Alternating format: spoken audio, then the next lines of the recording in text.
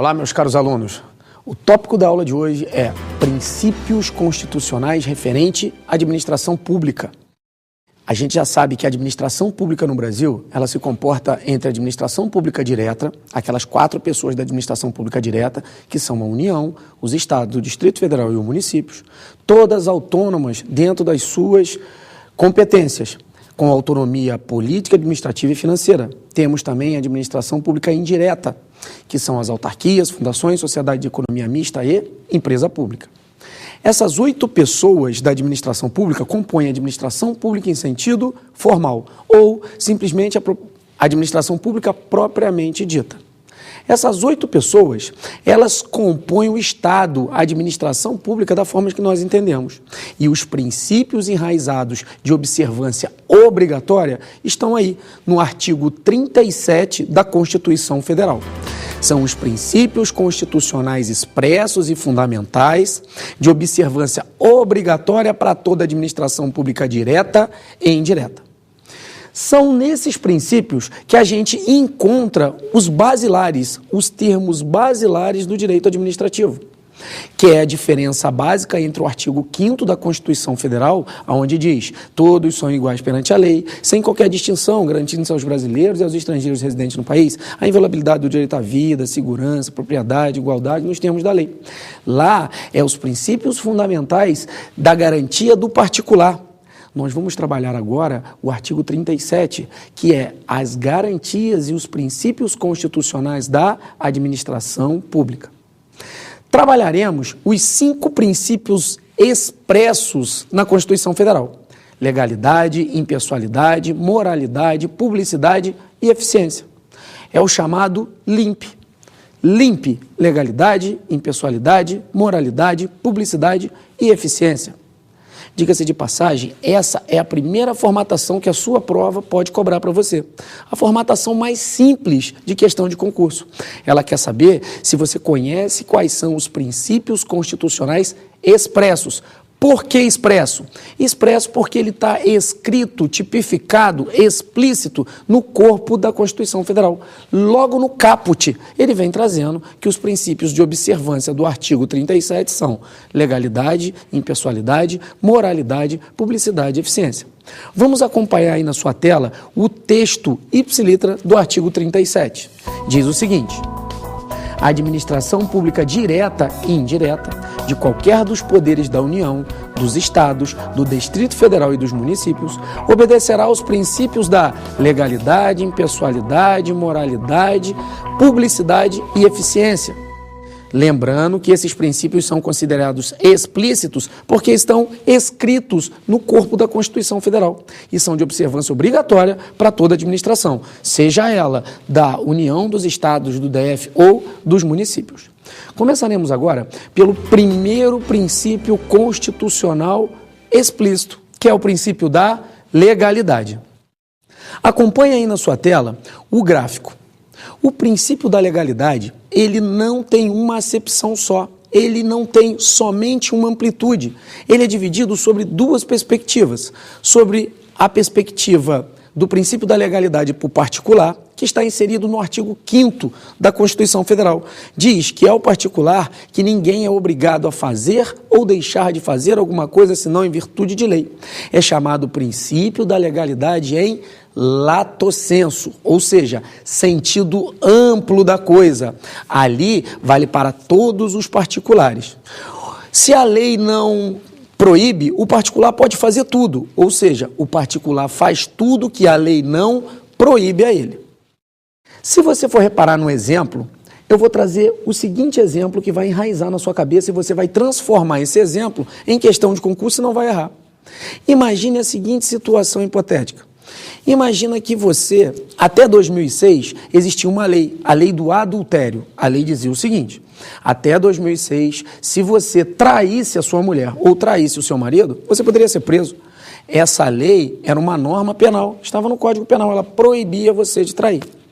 A partir de 2006, houve o abolitio criminis, ou seja, aboliu esse crime. Esse crime saiu do ordenamento jurídico. Então, não tem nada nem autorizando, não está permitindo, mas também não está proibindo. O particular faz tudo que a lei não proíbe a ele. A partir de 2006, não existe mais o crime de adultério. Aí eu pergunto para você que está sentado aí assistindo a aula, você pode trair a sua mulher? Você pode trair o seu marido? Aí você vai responder para mim, Evandro, a lei não proíbe, mas não é moral. Mas o princípio da legalidade do particular, ele não trata de caráter moral, ele trata somente de caráter de legalidade. Se a lei não te proíbe, você pode trair. Teoricamente, você pode trair, porque você não vai estar indo contra a lei. Você vai estar respeitando, sim, o princípio da legalidade do artigo 5º da Constituição Federal. Ou seja, o princípio da legalidade que é válido para todos os particulares. É chamado princípio da legalidade em lato sensu. Ao particular, é facultado fazer tudo que a lei não proíba. Agora, e se a lei estiver proibindo você? A partir de 2011, saiu uma nova lei dizendo o seguinte, agora, se você trair novamente, é crime. Aí o particular não pode fazer. O particular tem que se limitar a fazer somente a não fazer somente o que a lei proíbe a ele. A lei proibiu, o particular não fez. A lei autorizou ou simplesmente ela se omitiu, o particular pode fazer normalmente. Então, a primeira vertente do princípio da legalidade é o que vale para os particulares. Lato sensu é o princípio da legalidade do artigo 5º da Constituição.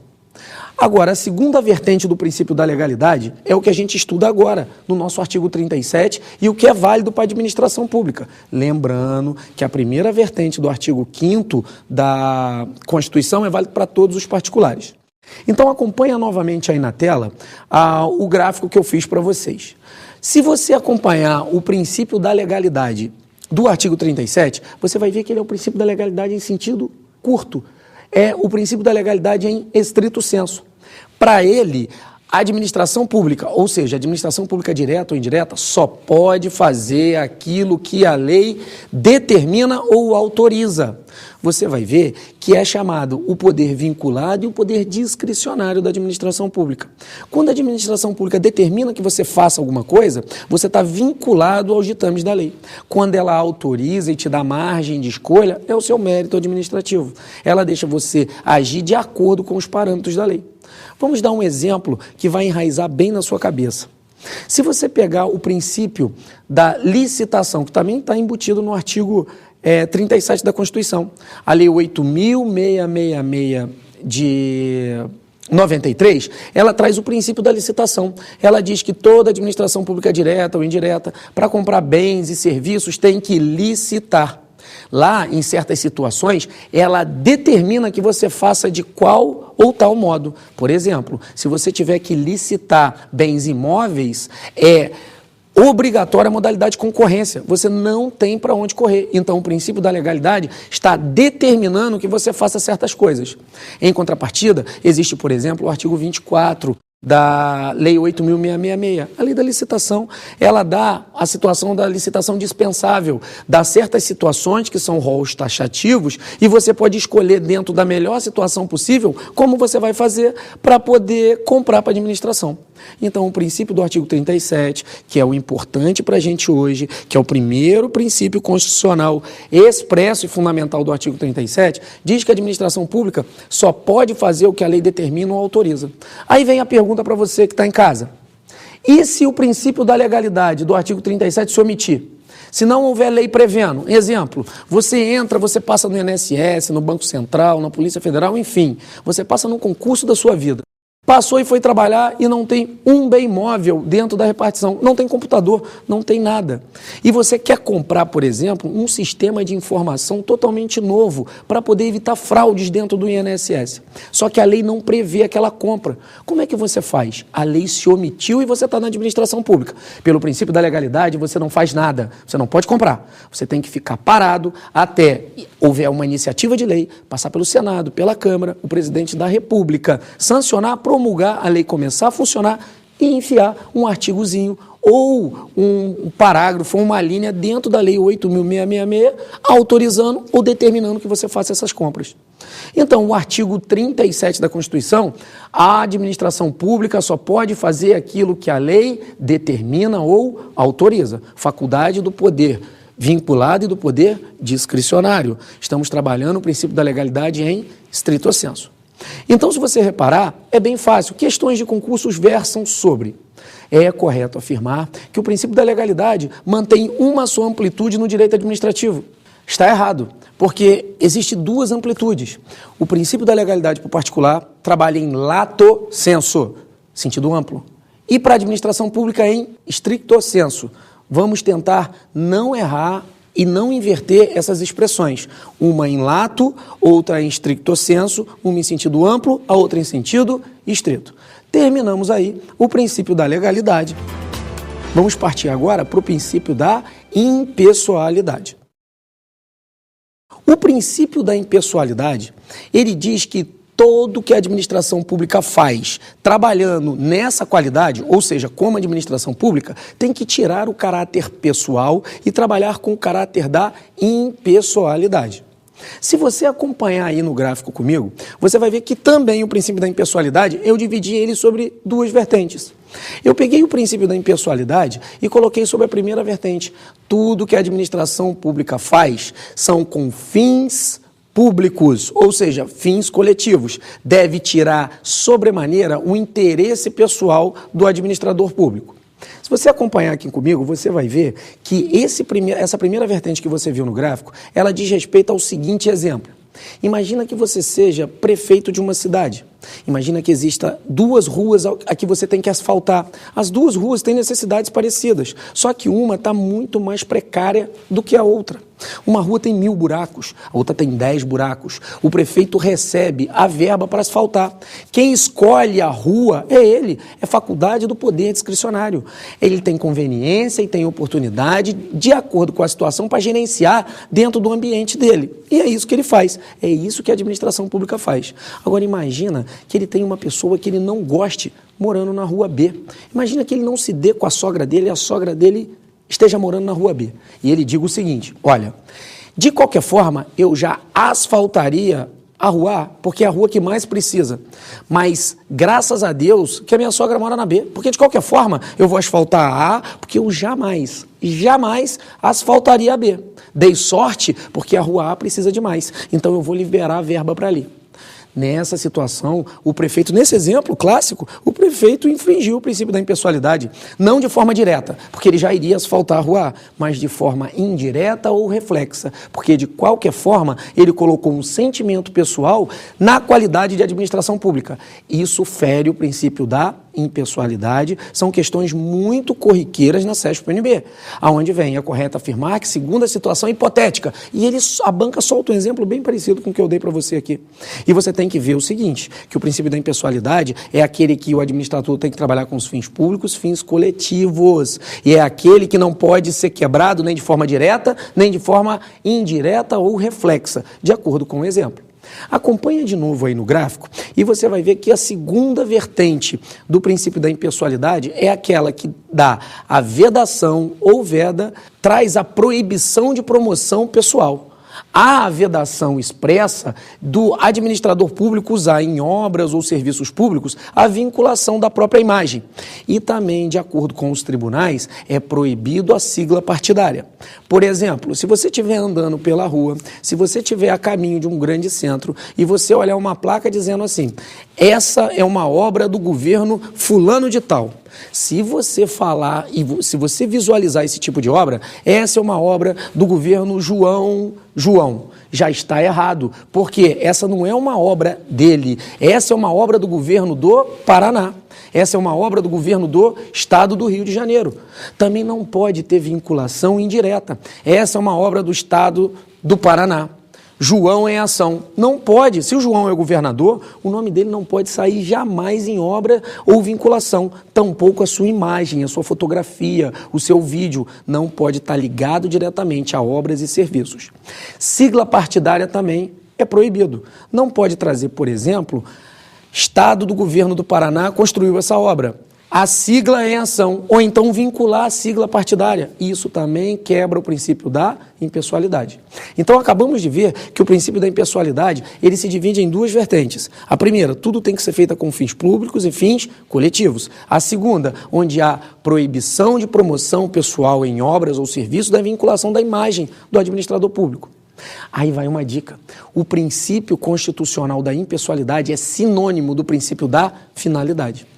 Quando eu falei para você gravar o LIMP, legalidade, impessoalidade, moralidade, publicidade e eficiência, eu faço uma ressalva agora.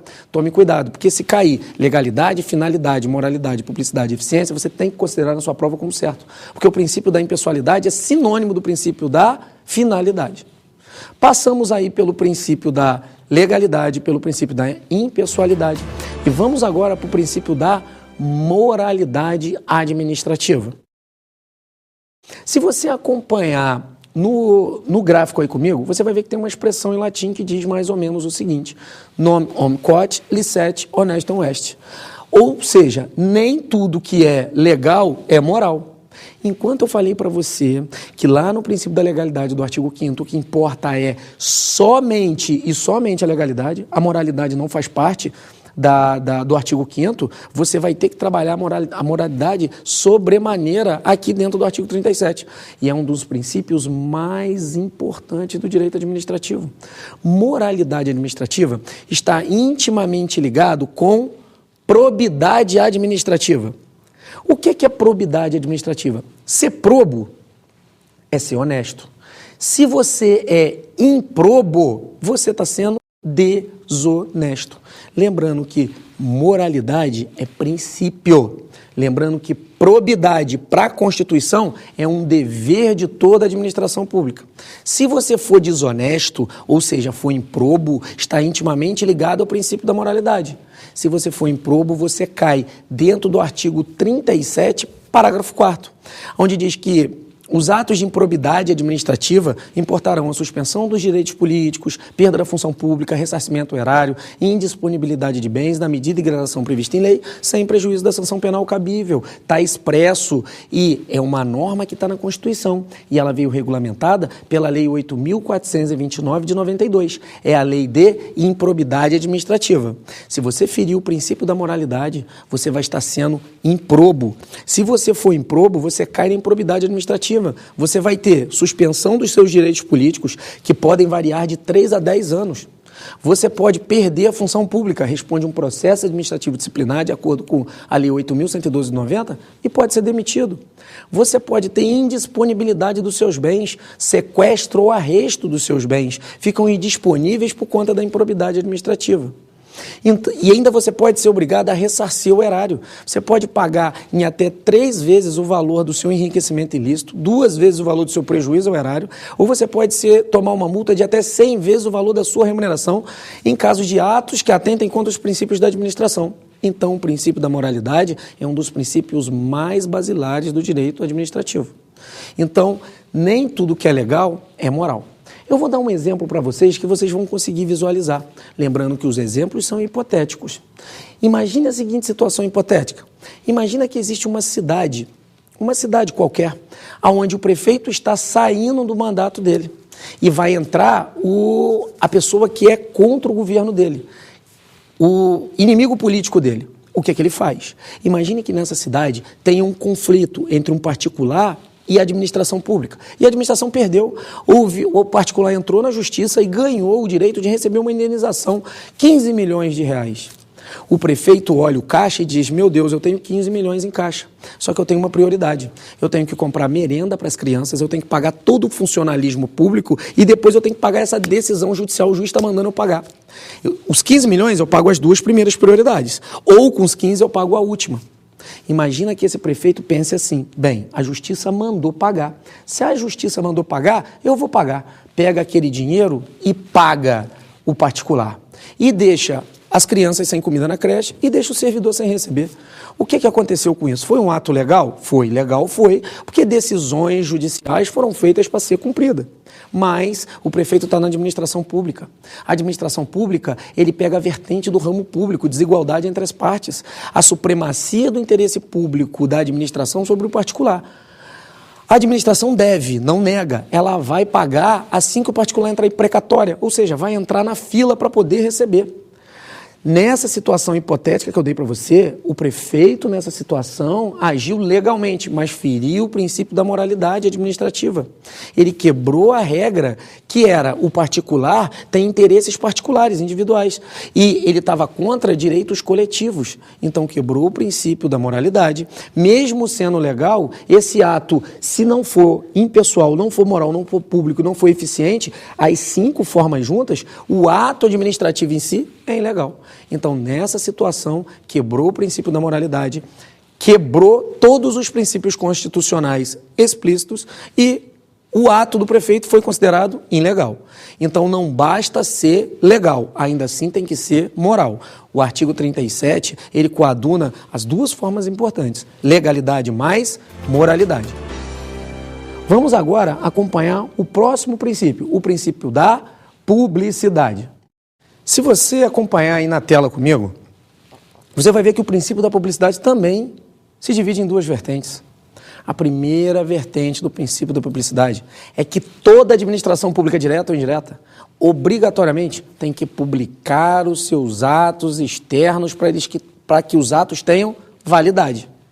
Então, todos os atos da administração externos têm que ser publicados em Diário Oficial. Se você estiver na União, Diário Oficial da União.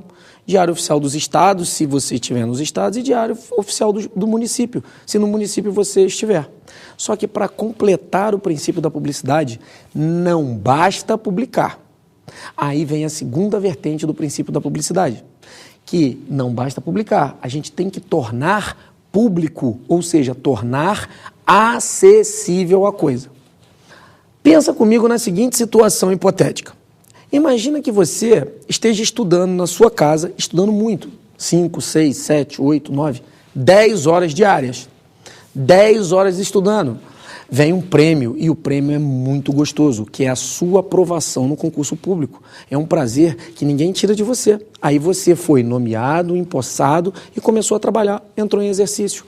Se você, no seu primeiro parâmetro, fez o concurso público, que é uma obrigatoriedade do artigo 37 da Constituição, obrigatoriamente o seu nome tem que estar publicado no Diário Oficial da União, ou do Estado ou do município, de acordo com a esfera que você passou no concurso público. Aí o seu nome sai lá publicado no Diário Oficial da União. Já completou o princípio da publicidade? Respondo, não completou o princípio da publicidade, porque não basta publicar o seu nome no Diário Oficial. Você tem que tornar a coisa acessível para que todos tenham conhecimento, para que todas as atitudes, todos os atos da administração sejam translúcidos para conseguir acompanhar os outros princípios, legalidade, impessoalidade e moralidade. Um exemplo clássico de não cumprimento do princípio da publicidade são questões recorrentes de concurso. Por exemplo, imagine a seguinte situação hipotética. Manuel passou no concurso público para a Polícia Federal. O nome de Manuel foi publicado no Diário Oficial da União. A União imprimiu 27 milhões de cópias do Diário Oficial e deixou 1 milhão de cópias em cada capital e mais no Distrito Federal. Nessa situação, podemos afirmar que já que o nome de Manuel saiu no Diário Oficial e esse diário foi impresso e dividido nas capitais, completou o princípio da publicidade. Eu respondo para você, essa questão está errada, porque não basta colocar o nome no Diário Oficial, não basta colocar na mídia impressa, na mídia de rádio, tampouco na mídia de TV. Hoje, para transformar a coisa em acessível, deixar a coisa pública, obrigatoriamente você tem que colocar na internet. Colocar na internet, você está transformando aquilo em acessível, está transformando e trazendo aquilo para a comunidade pública. Então, não basta publicar, você tem que tornar acessível, tornar público. A decisão de que tem que ser publicado na internet é decisões reiteradas de tribunais. Para tanto, quando você passa no seu concurso público, o seu nome sai 8 horas da manhã no Diário Oficial. E logo às 5, 6, 7 horas da noite está saindo o seu nome na banca examinadora, está sendo publicado na banca examinadora. Então, você, além de ter o seu nome publicado no Diário Oficial, você acaba de ter o seu nome publicado na internet. Então, está pegando e está publicando e tornando público. Lembrando que o princípio da publicidade se divide sobre essas 2 vertentes. Então, fechamos aí o princípio da publicidade E vamos pegar agora o princípio da eficiência. O princípio da eficiência foi o último a ser inserido no bojo do texto constitucional. Ele entrou com a chamada reforma administrativa, a emenda constitucional 19 de 98. A partir da emenda constitucional 19 de 98, o servidor público pegou várias outras responsabilidades. Antes de 98, o servidor pegava estabilidade no serviço público e só poderia ser desligado compulsoriamente de ofício através de demissão. Ou seja, se ele cometesse uma falta administrativa, aí ele seria desligado da administração sem o conhecimento dele, sem a sua anuência. Contudo, após a emenda constitucional 19 de 98, foi inserido o quinto princípio constitucional expresso e fundamental: legalidade, impessoalidade, moralidade e publicidade. E com a emenda constitucional 19 de 98, entrou o princípio da eficiência. A partir do princípio da eficiência de 98, aconteceu a seguinte situação. Se você acompanhar comigo aí na tela, você vai ver que agora o último princípio constitucional expresso da eficiência, que entrou com a emenda 19 de 98, ele abre a oportunidade do servidor estável perder o cargo através de exoneração. Lembrando que exoneração não é punição. Então, o servidor, após ser estável, após o prazo de estabilidade, que é de 3 anos, de acordo com o artigo 41 da Constituição Federal, ele vai ter corriqueiramente, em tempos, a avaliação de desempenho, que vai avaliar vários critérios do servidor. Se ele não for assíduo, não for capaz, não tiver disciplina, não tiver produtividade, não tiver responsabilidade, o servidor pode, através de uma avaliação periódica de desempenho, perder o cargo dele através de exoneração. Lembrando que antes de 98 não havia essa possibilidade. Foi uma possibilidade nova que veio com a emenda constitucional 19 de 98. E essa é a primeira forma que o servidor pode perder o cargo, por falta de desempenho em avaliação de desempenho periódica, onde é avaliado a sua situação funcional. A segunda é por excesso de despesa com o pessoal. Abriu-se dentro da Constituição Federal a formatação e a possibilidade de, mesmo estável, o servidor perder o cargo por excesso de despesa com o pessoal. Imagine uma pirâmide. Imagine que vários servidores comecem a entrar na administração pública. Você tem lá 500 mil servidores trabalhando na administração pública direta da União e você tem um orçamento para 500 mil. Então está tudo certo, o orçamento está bancando a despesa com o servidor. Imagina que haja uma quebradeira nacional. O mundo deu uma reviravolta no petróleo e quebrou a economia brasileira. E na hora de fazer os cortes nos gastos, cortou tudo que era essencial e ainda assim não equilibrou a balança. Nós estamos com excesso de despesa com pessoal. Nessa situação, se você pensar na pirâmide, a gente vai fazer uma regra. Quem entrou por último, sai exonerado primeiro por excesso de despesa com pessoal. Logicamente, você vai pegar na administração aquelas pessoas que eram não estáveis. Esses perdem os cargos. Aí vai chegar um ponto que você vai começar a cortar os não estáveis e só sobra estável no Serviço Público Federal e ainda está com excesso de despesa com o pessoal. O que fazer? Esses servidores que entraram por último são os primeiros a sair, mas não através de demissão. Saem compulsoriamente através de exoneração por excesso de despesa com o pessoal, autorizado pelo princípio da eficiência. Então, para o servidor público, o princípio constitucional da eficiência, que foi o último a ser inserido com a reforma administrativa da emenda constitucional 19 de 98, abriu duas possibilidades de exoneração do servidor estável. Uma, falta de desempenho avaliada após a estabilidade do servidor. Lembrando que para ele ser exonerado, tanto nessa forma, é obrigatório, mesmo sem ser penalidade, abrir um processo administrativo disciplinar que garanta ampla defesa a ele, porque nós estamos mexendo com direitos do servidor. E o excesso de despesa com pessoal.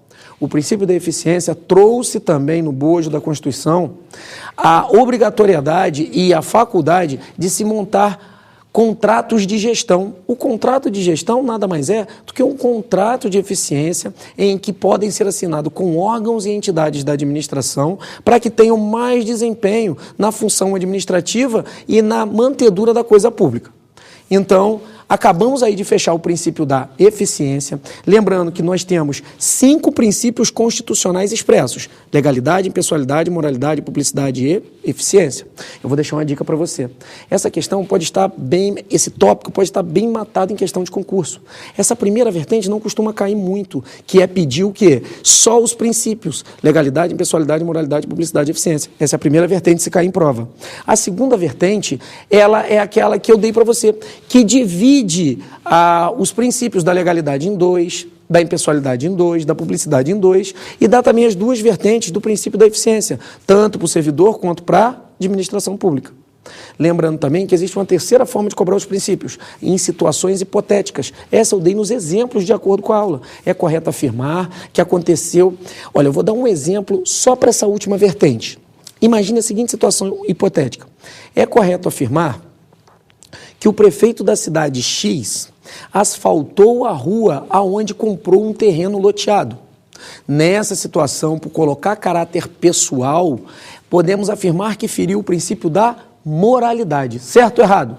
Errado. Ele dá o caso concreto e inverte o princípio. Nessa situação, o prefeito infringiu o princípio diretamente da impessoalidade. Feriu da moralidade também, mas de forma reflexa. Diretamente foi o princípio da impessoalidade.